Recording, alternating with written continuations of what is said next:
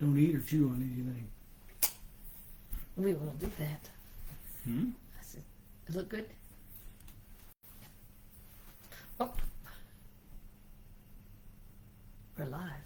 Hello, this is George. And Vaughn. And this is Adonai Sanctuary Truth Classroom.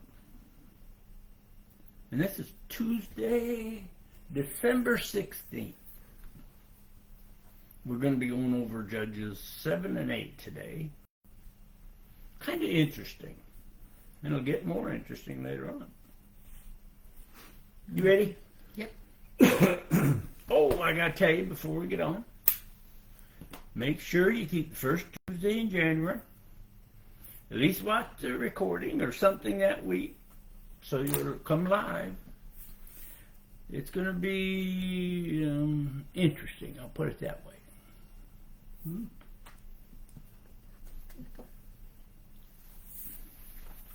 Okay. Oh, I already did that. Remember last week we said, Adonai, don't be angry, but I have a hard time believing you just one test. So let's do it again, okay? Only opposite this time. And Adonai also did that. Now, okay, Gideon, you have way too many with you. He even says why. Read 1 and 2, please. 7. 7, 1, and 2. Then Gideon, I'm going to read his other name. You don't. Gideon and all the people with him got up early and set up camp at En-Herod. And the camp of Midian was north of them, but Gilbat-Morin in the valley. Adonai said to Gideon, there are too many people with you for me to hand Midian over to them, because I don't want Israel to be able to boast against me. We saved ourselves boast against me. We saved ourselves by our own strength. Really, think about it. Adonai knowing the Israelites, they will say, we did it on our own strength. Is that protecting the Hebrews, is what Adonai is doing, making a huge mistake? Like getting, you might say, a big ego and taking all the credit for the victory. Sure sounds like that to us. They do have a habit of doing that, don't they? No. Oh, it may take a few years and sometimes hundreds of years. But according to the scripture, they do have that habit, don't they? And we know that since Yeshua, those fake or false so-called Christians would never take too much credit, never falsify his name, or would always worship Adonai. They would never have the guts to change even the names they all worship or bow down to, and that's in this worldly society today. And we've talked about that many a time. What's the first thing Adonai says? Read 3, please. Therefore, proclaim to the people, anyone who is anxious or afraid should go home, while we stay here on Mount Gilead. If you're afraid, I'm sorry. I quit too soon. 22,000 returned, but 10,000 remained. If you're afraid, go home, while the others stay at Mount Gilead. They had 32 soldiers, and 22 went home. They were scared. But that now leaves about 10,000. We would bet Gideon thought 10,000, that's a good number.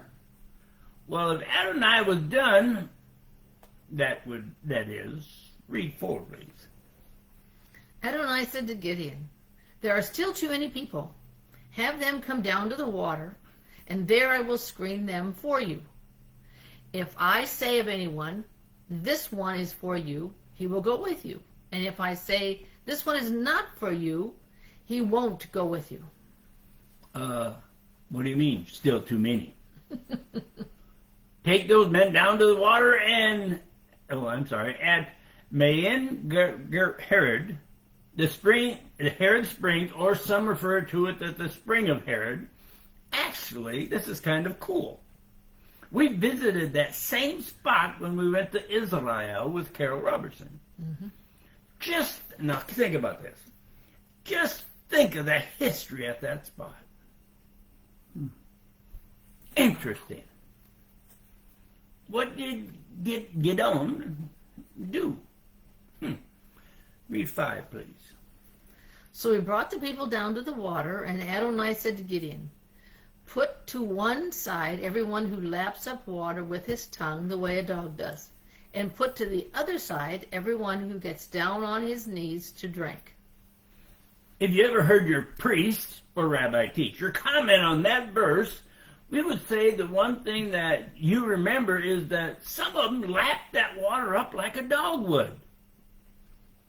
How many lapped and how many got on their knees to drink that water? My honey's going to read 7:6, please.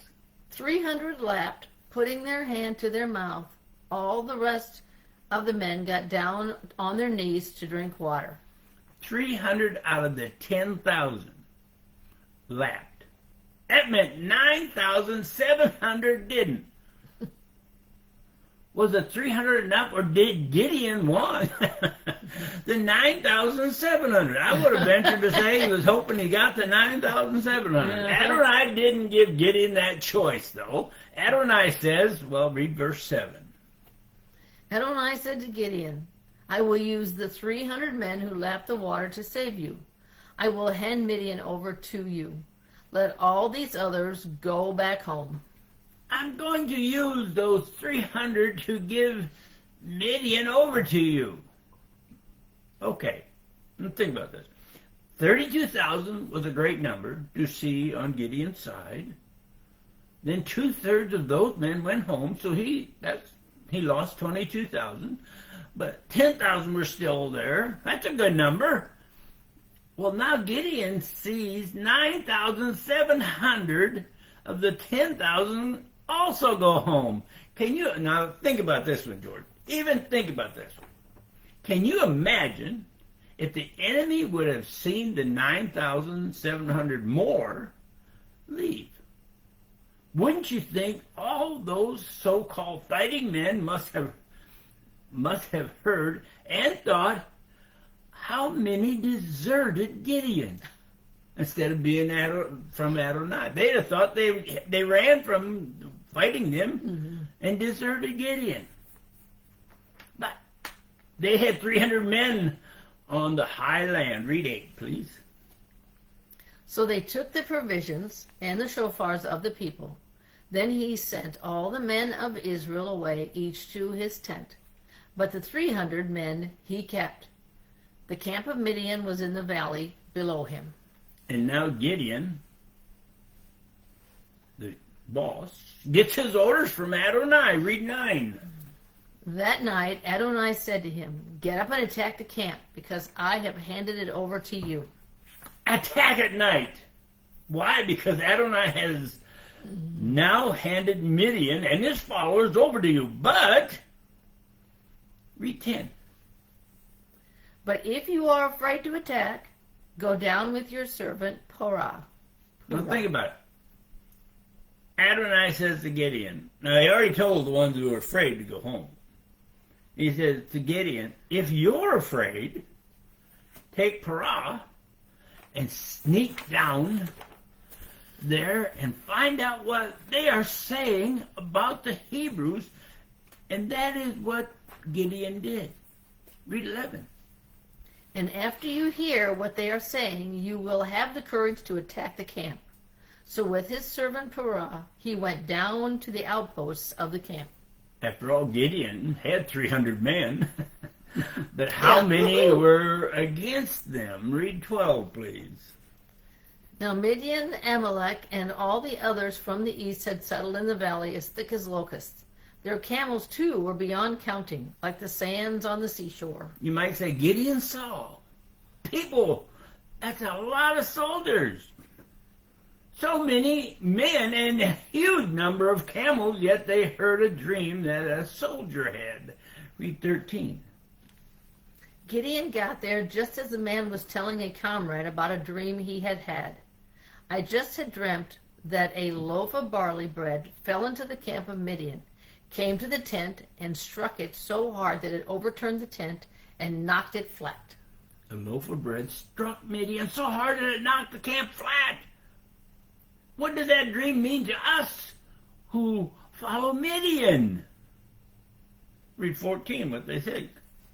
His comrade answered, "This can only be the sword of Gideon, the son of Joash, a man of Israel. God has given Midian and all his army into his hands." Adonai must be going to give us and all of Midian over to Gideon. They talked themselves into being afraid. Read 15, please. When Gideon heard the dream and its interpretation, he fell on his knees in worship. Then he returned to the camp of Israel and said, "Get up, because Adonai has handed Midian army over to you." Get up. We have work to do. Okay, men, here is what we are going to do. Read 16 through 18, please. He divided the 300 men into 3 companies. He put in the hands of all of them shofars and empty pitchers with torches in them. Then he said to them, "Watch me and do what I do. When I get to the edge of the camp, whatever I do, you do the same. When I and everyone with me blow the shofar, then you blow your shofar all around the whole camp and shout, 'For Adonai and for Gideon.'" Let's have 3 companies of 100 men each. Then he says, okay, man, here's what you have to do. Watch what I do, and you do the same. Now go to 3 different areas around their camp, and when we blow our shofar, you blow yours, and shout for Adonai and Gideon. Well, they did what they were told. Read 19 and 20. Gideon and the 100 men with him arrived at the edge of the camp a little before midnight, just after they had changed the guard. They blew the shofar and broke into pieces the pitcher that were in their hand. All 3 companies blew the shofar, broke the pitchers, and held the torches in their left hand, keeping their right hand free for the shofars they were blowing, and they shouted, "The sword of Adonai and for Gideon." So what does it say? Then Gideon attacked. No. Read 21 and 22. Then as every man stood still in the place around the camp, and the whole camp was thrown into panic, with everyone screaming and trying to escape, Gideon's men blew their 300 shofar, and Adonai caused everyone in the camp to turn the page, attack his comrades, and the enemy fled beyond Bet Shetem near Tezar as far as the borders of Avomakala by Tabat. I'm sure I messed that up, but that's okay. You read all 22? Yep. Now think about this. They have 300 men. They blew their shofars and showed their torches and didn't even attack them. No. They were in such fear and confusion they attacked each other. Then some ran away. Now comes the soldiers who left. Read 23. Then the men of Israel were summoned from Naphtali, Asher, and both regions of Manasseh, and they pursued Midian. Oh, sure, now they show up. Those Hebrews were called to pursue Midian. Let's stop him from getting over the river, so he called on Ephraim. Read 24. Gideon sent messengers through all the hills of Ephraim with the message, "Come down and attack Midian, and capture the rivers before they get there, as far as Bet-Baro, and also the Jordan." So all the men of Ephraim came together and seized the rivers as far as Bet-Baran and the Jordan. 24. The Ephraim clan, Ephraim clan, they not only stopped the exit, you might say, read 25. They also captured the 2 chiefs of Midian, Orel and Zebon, and they put Orel to death at the rock of the rock of Orel, and Zebon at Zebon's winepress. Then, as they kept pursuing Midian, they brought the heads of Orel and Zebon to Gideon, who had crossed to the far side of the Jordan. They captured 2 of Midian bosses, you might say, their chiefs, and brought their heads to Gideon. Everything was looking real good until, well, read chapter 8 begins, and then he says, here we go. Read 1-2 of chapter 8. But the men of Ephraim complained to Gideon, "Why didn't you call on us when you went to fight Midian? Why did you treat us this way?" They were sharp in their criticism. He answered by saying to them, How can what I have done be compared with what you have done? Aren't the grapes Ephraim leaves on the vine better than the ones Azar harvests? I can't read that word. Complain, complain. Why did you leave us out of the fight? The men of Ephraim criticized Gideon, not knowing the whole story. Why weren't they called? They're Hebrews. Read Judges 6:34 and 35. One page back. 6:34 and 35.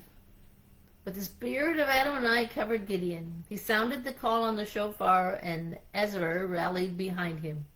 He sent messengers throughout all of Manasseh, and they too rallied behind him. He also sent messengers to Asher, Zebulun, and Naphtali, and they came to join him. The spirit of Adonai was with Gideon. That's why. It sounds like Gideon was patronizing their ego with what happened to appease the Ephraim clan, and it worked. Read 3, please. God handed over to you Midian's chiefs, Orel and Zebul. What could I do that matches what you did? By saying that, he appeased their anger at him. Now, I thought this was kind of cute when I read it. Adonai handed those 2 chiefs over to you. I can't match that. In other words, build up their ego and they will walk a mile for you. Belittle their ego and you will end up dragging them that mile. I thought that was kind of good. Gideon was getting tired. You could say exhausted. Read 4, please. By now Gideon and his 300 men had come to the Jordan and crossed over. They were exhausted, but were still pursuing the enemy. Gideon goes to Sukkot and says he needed help. Read 5. In Sukkot, he asked the people there, "Please give some loaves of bread to the men following me, because they are exhausted, and I am pursuing Zebach and Tazmana, the kings of Midian." Just 5, right? Mm-hmm. Okay. What 5? You got to think about this. People in Sukkot and the Sukkot chiefs were kind of scared of the Midian kings because there were so many of them before. They seen them. And said, read 6, please. But the chiefs of Sukkot said, "You haven't captured Zebach and Tazmana yet, so why should we give bread to your army?" You haven't captured those guys, so why would we help you and be in trouble with those kings? Then Midian says to them, if that's your answer to us, here is what will happen.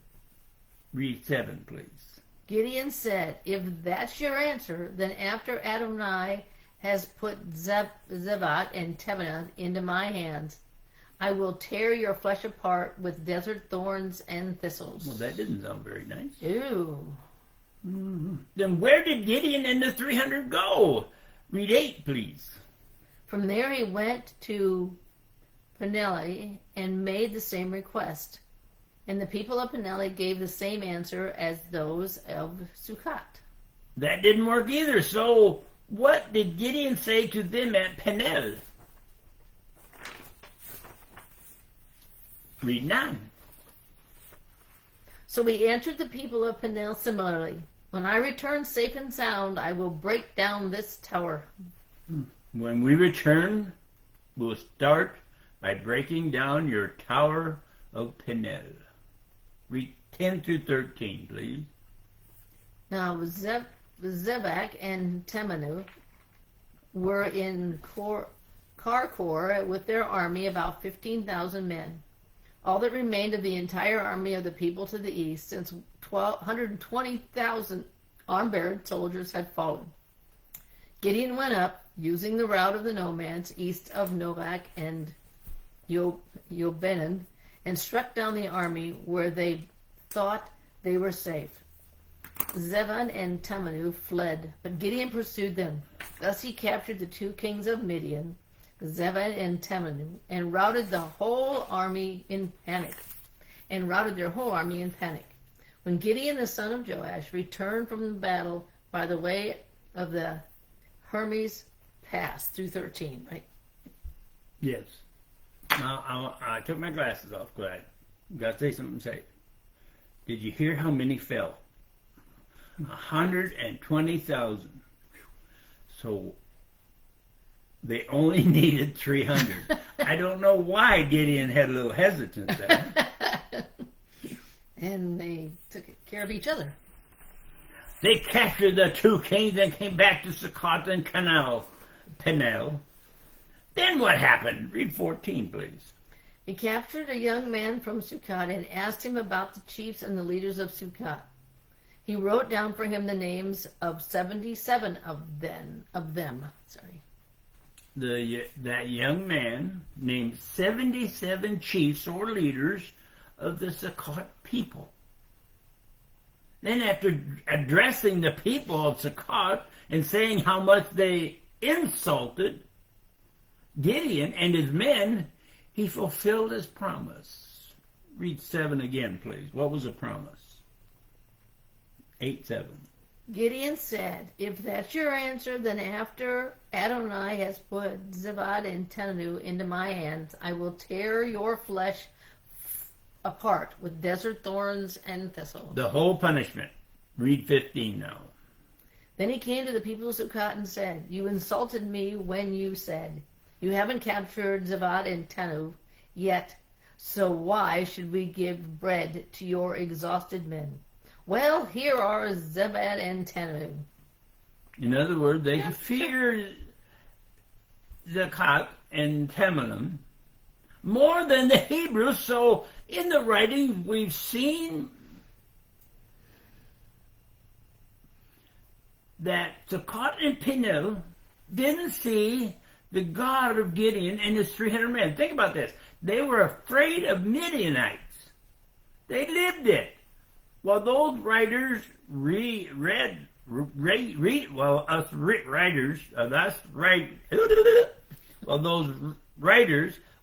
about what happened. Yeah. That's a little easier than 300 guys coming over a hill and seeing 120,000 in front of them and go, "We can take them." Sure. That would be like when Yeshua returns and those billions upon billions are lining up with the trillions who have at some time in history followed that made-up Catholic J name and turned their Messiah away from a fear of the Catholic Church and the unknown. Ladies and gentlemen, doubters and believers, followers and leaders, Catholics or non-Catholics, pretenders or true, Sukkot or Peniel, lived it. They didn't read about the war in the communist newspaper or see it in some communist guided TV news channel. Yet most of the priests and most of the preaching comes as they should have known, doesn't it? Mm-hmm. Interesting statement.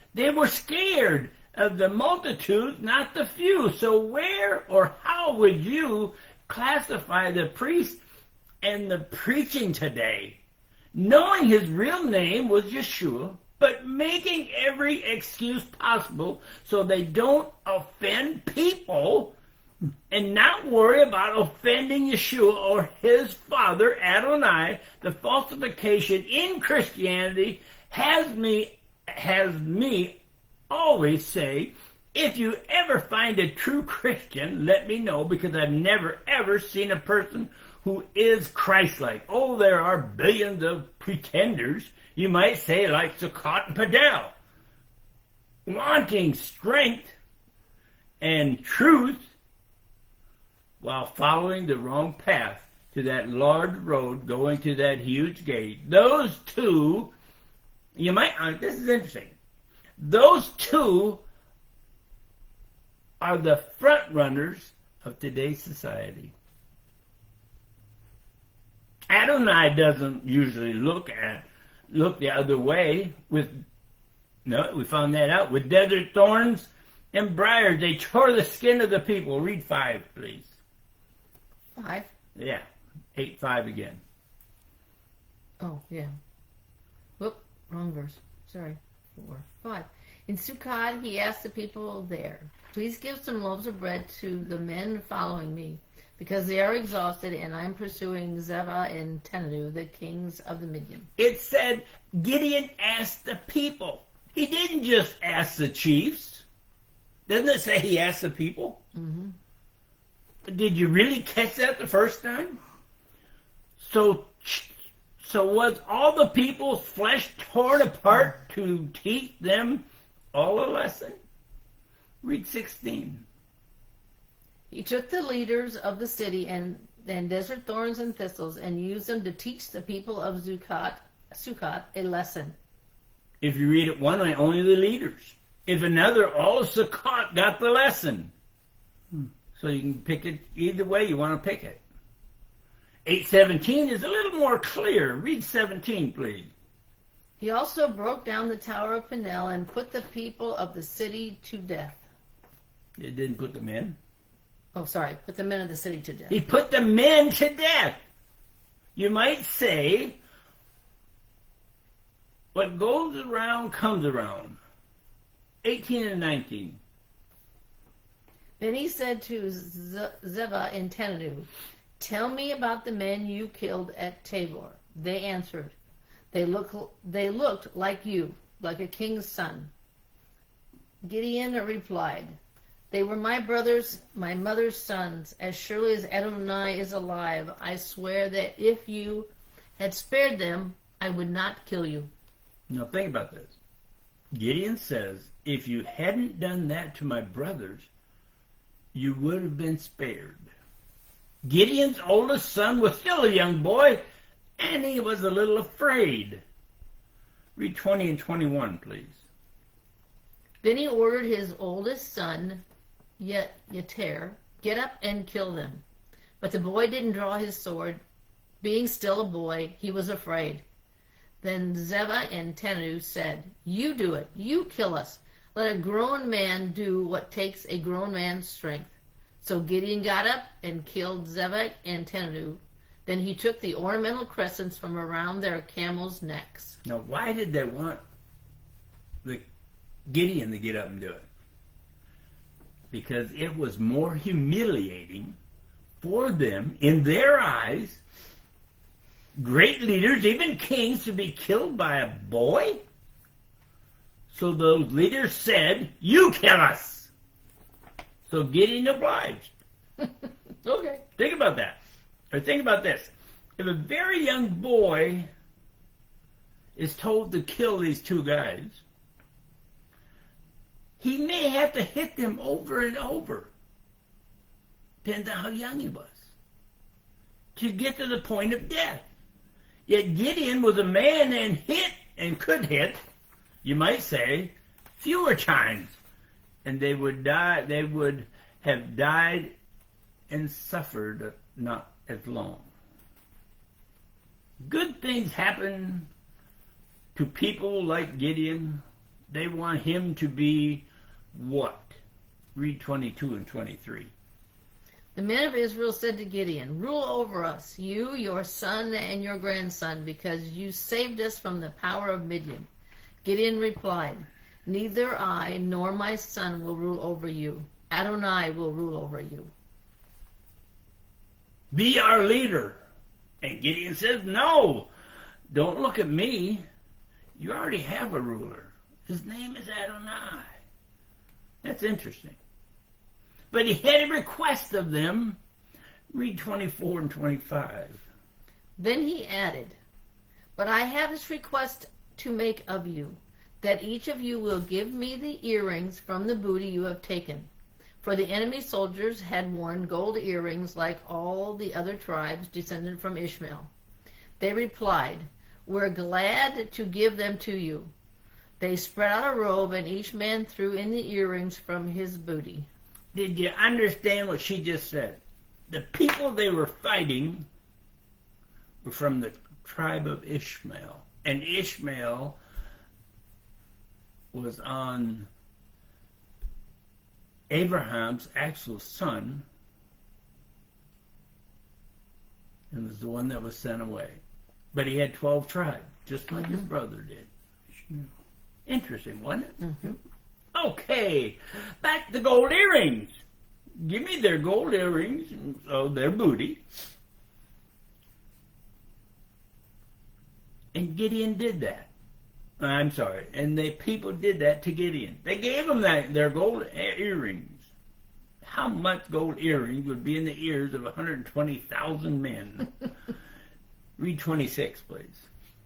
The gold earrings he requested weighed more than 42 pounds. And this doesn't include the crescents, pendants, and purple cloth worn by the kings of Midian, and the chains around the camels' necks. Earrings. 42 pounds. Earrings. Imagine how much an earring weighs. And it says they had so many that it weighed 42 pounds. Gideon made a ritual vest and displayed it in his town as tribute to Adonai. But the people of Israel turned it into something else. Maybe like following a false Messiah. Interesting, isn't it? Think about that. Read 27, please. Out of these things, Gideon made a ritual vest, which he located in the city of Ophrah. But all Israel turned it into an idol there, and it thus became a snare to Gideon and his family. It became a snare after a time that people actually followed, believed, and worshiped. They worshiped that falsehood. The people in the land had peace and rest while Gideon was alive. Read 28 and 29, please. This is how Midian was defeated by Israel, so that they ceased to be a threat. The land had rest for 40 years during the lifetime of Gideon. Gideon, the son of Joash, returned to his home and stayed there. 28, 29. Gideon was a kind of an energetic person with many wives. And he had 70 sons. But, wait a minute. How many wives would a guy have to have 70 sons? Read 30 through 32. Gideon became the father of 70 sons because he had many wives. You said 30 through 32. 30 and through 32. Yeah. He also had a concubine in Shechem, and she too bore him a son, whom he called Abimelech. Gideon, the son of Joash, died at the ripe old age and was buried in the tomb of his father Joash in Ophrah of the Azariah. Now, Gideon had many wives and he had 70 sons. Why would you need a concubine? Gideon also had a concubine in Shechem. I'm sorry, Shechem. How'd you say that? Shechem. Shechem. And her son was named Abimelech, or Abimelech in the English. Read 33. But as soon as Gideon was dead, the people of Israel again went astray after the Balaam and made Baal-Brit their god. Here we go again. It didn't take long after Gideon's death to go back to worshiping an imitation again. They even cast aside Gideon's family. Now, wait a minute. Didn't we just read they were going to worship Gideon and his sons and his grandson? And Gideon dies, and they already cast his family away, aside. Read 34 and 35. They forgot Adonai their God, whom had saved them from the power of all their enemies on every side.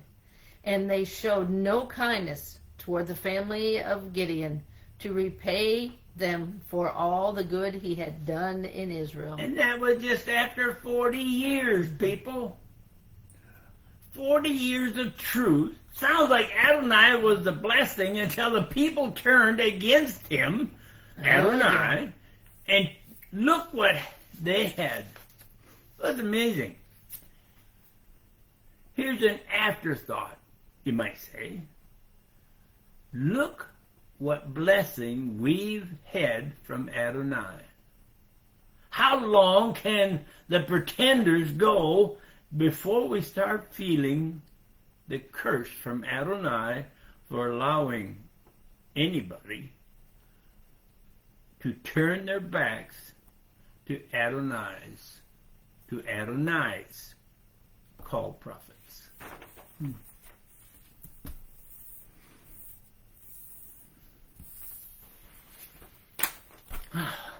I'm wore out. There's a lot in those 2 chapters. There's a lot in there, wasn't it? Mm-hmm. And you understand that People don't realize. it only took 40 years. And they started following an Here invitation. they go again. Back to their own ways. I guess that's why it takes somebody coming out and telling the truth before society begins to listen. Small talks at a time, and then hopefully ears are open and Adonai blesses people. Remember, this first Tuesday in January, our talk is going to be just talk. No reading. It's just talk. No biblical words. Just talk. And what's spoken will either make you really angry with us, or you'll understand you've got to pay attention to truth. Amen.